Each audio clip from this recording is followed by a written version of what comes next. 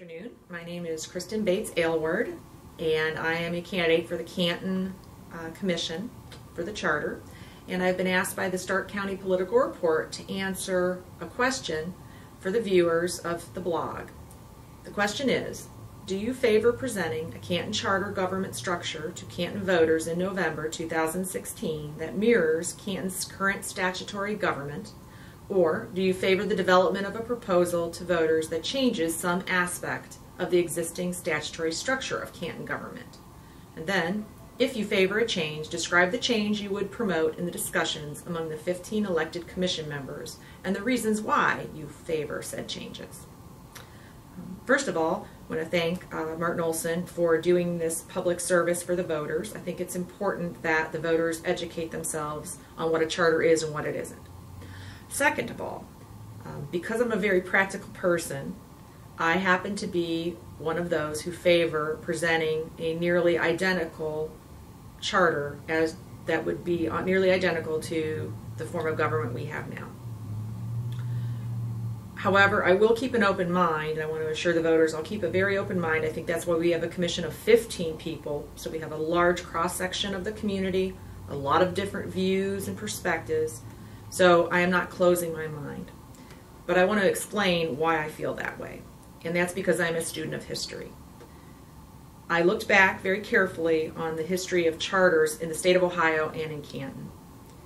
In the state of Ohio, most of the cities that have charters, and there's approximately 180 of 250, passed them back in the 20s, the 1920s. Our history was much more difficult.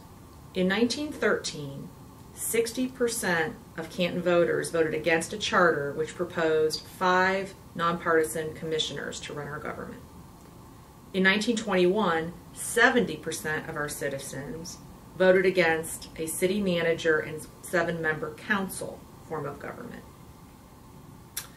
It then took until 1962 for the next attempt. 71% were against an all-at-large council with 9 members. I think it's instructive that in recent history, the city of Canal Fulton, which was in 2000, one of the most recent, even with an exactly mirrored charter, which mirrored their form of government identically, there was over 33% of the voters of that municipality against just the concept of a charter. We currently, in the city of Canton, have an organized and a funded opposition to the concept of charter, which of course is their right. But we have to accept that there are some people that are against the concept of charter.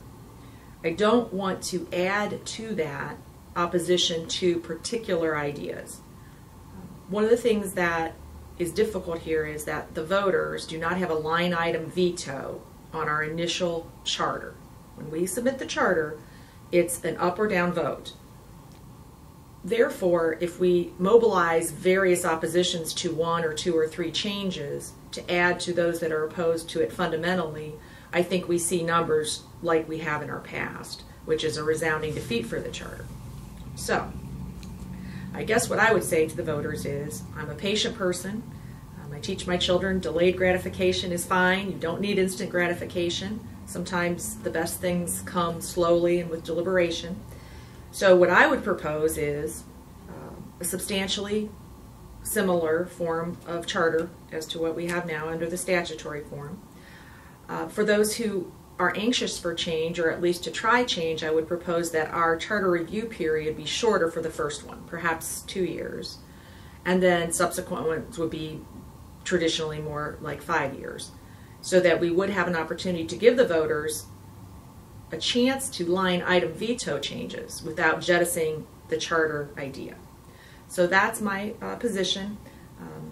I think it's a solid position if the voters really truly want a charter, to basically crawl before we walk, and that is my position. So thank you very much, Mr. Olson, for having me, and I'm looking forward to trying to get elected to this commission.